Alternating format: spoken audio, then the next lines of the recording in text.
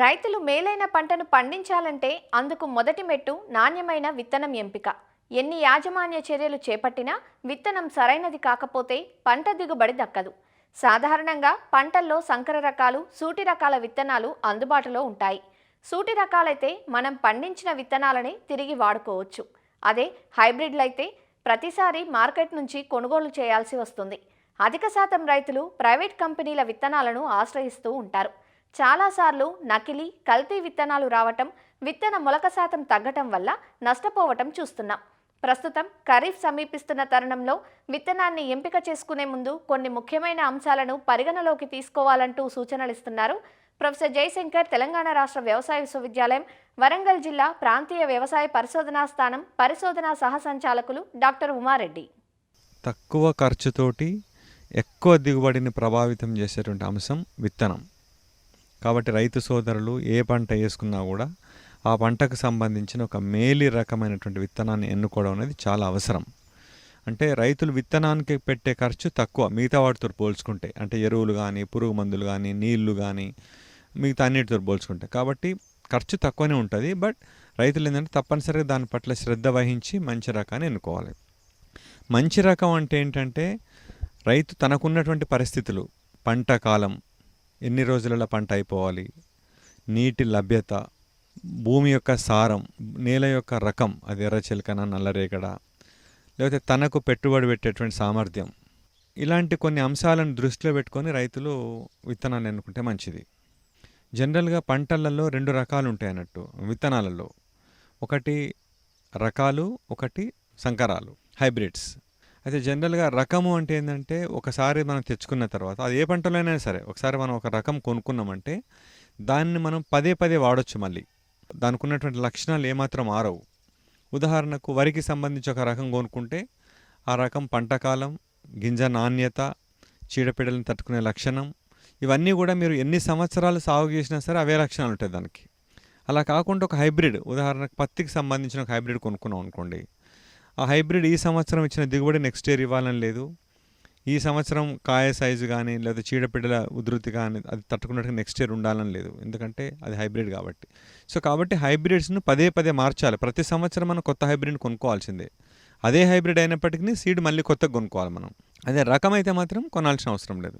ఈ సూచన రైతాంగం అందరికీ తెలిసి ఉండాలి.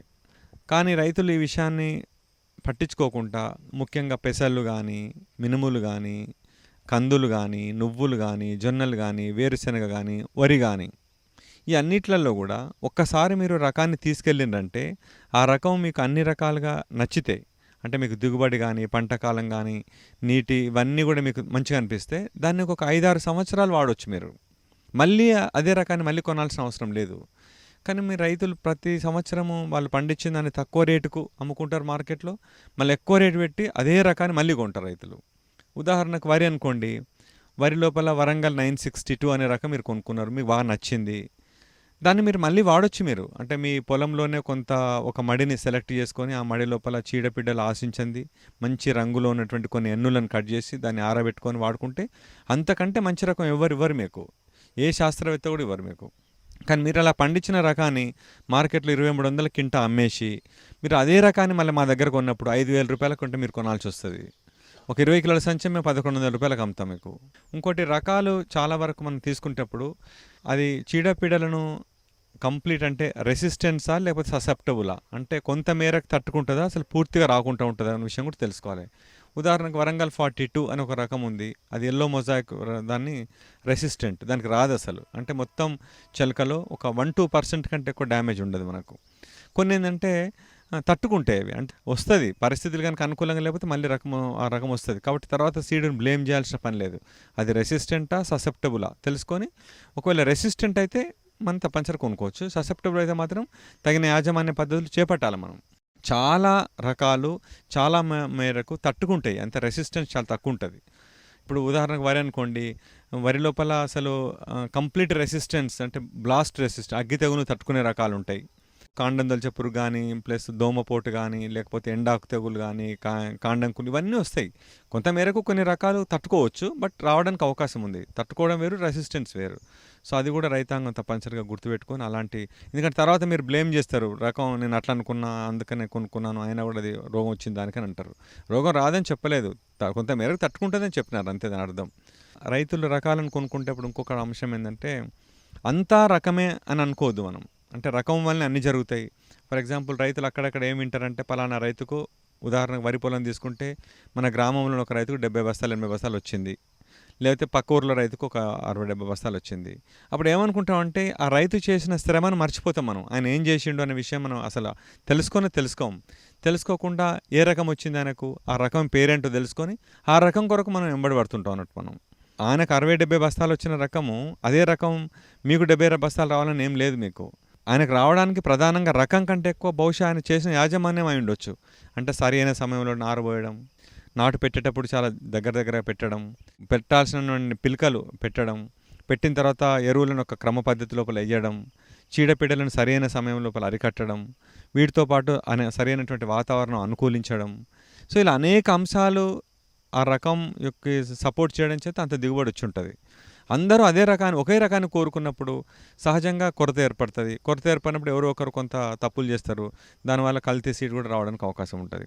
లేదు ఆ రకం దొరకలేదు అనుకోండి, పోనీ మీరు అనుకున్న రకం దొరకలేదు, మీకున్న రకాన్ని మంచిగా చేయండి.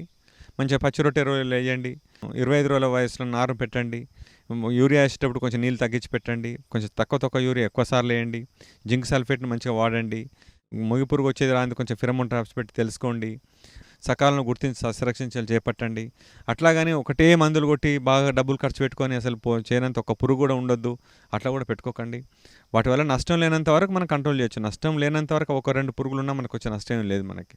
వీలైనంత వరకు మనకు తెలిసిన వాళ్ళ దగ్గర వాళ్ళ దగ్గర కొనుక్కుంటే బెటర్. అంటే మన పొలం మన ఊర్లో కానీ లేకపోతే మన పక్క ఊర్లో కానీ ఇట్లా.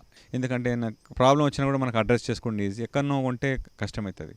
ఇంకోటి ఏ రకం కొనుక్కున్నా సరే తప్పనిసరిగా బిల్లు మీద ఆ రకం పేరు రాయించాలి, ఆ బిల్లుని దాచిపెట్టుకోవాలి మనం. లేకపోతే ఏంటంటే మనకి ఏదైనా ఇబ్బంది వచ్చినప్పుడు దాన్ని లీగల్గా ప్రొసీడింగ్స్ వెళ్ళాలంటే కష్టమవుతుంది మనకు. సో ఆ రకంగా వాటిని కూడా మనం భద్రపరచుకుంటే మంచిది. ముఖ్యంగా తెలంగాణ లాంటి రాష్ట్రాల లోపల ఎక్కడైతే నేలలు, వర్షాపాతం, వాతావరణం చాలా అనుకూలంగా ఉందో ఇక్కడ పండినటువంటి గింజలు కూడా చాలా నాణ్యతగా ఉంటాయి అన్నట్టు. అంటే మొలక శాతం ఇట్లా చాలా బాగుంటాయి. అంటే నిల్వ ఉంచుకోవచ్చు మనం ఎక్కువ రోజులు. కాబట్టి రైతాంగం వాళ్ళకి పండుతున్నటువంటి పంటలలో మంచి శనగలు కానీ, పెసళ్ళు కానీ, మినుములు కానీ, జొన్నలు కానీ, బొబ్బెర్లు కానీ, వరు కానీ ఇట్లాంటి అన్నీ కూడా రకాలను ఒక్కసారి సెలెక్ట్ చేసుకుని మళ్ళీ వాడచ్చు. అలా కాకుండా మొక్కజొన్న కానీ, పత్తి కానీ ఈ రెండిట్లలో మాత్రం హైబ్రిడ్ ఒకసారి సెలెక్ట్ చేసుకొని ప్రతి సంవత్సరం సీడ్ కొనాల్సిందే. ఈవెన్ హైబ్రిడ్ అయినా సరే, వెరైటీ అయినా సరే, పలానా రకమే మంచిదని అనేటువంటి ఆలోచన ఎందులోనూ మంచిది కాదు. విత్తనాలు కొనుక్కునే ముందు 2 విషయాలను గుర్తుపెట్టుకోండి. ఒకటి, రకం ఒక్కటే ఇంపార్టెంట్ కాదు, రకానికంటే యాజమాన్యం చాలా ఇంపార్టెంట్. నెంబర్ 1. నెంబర్ 2, అది రకమే కనుక అయినట్లయితే ఒకసారి కొంటే చాలు, 5-6 ఏళ్ళు వాడచ్చు మీరు. ఒకవేళ అది సంకరం అంటే హైబ్రిడ్ కనుక అయినట్లయితే ప్రతిసారి దాన్ని కొనాల్సిందే. ఈ 2 విషయాలు కనుక పెట్టుకున్నట్లయితే మీరు కల్తీ విత్తనాల నుంచి బయటపడి మీరు తప్పనిసరిగా కొంత అధిక ఆదాయం పొంది మంచి లిక్కర్ ఆదాయం పొందేందుకు అవకాశం ఉంది.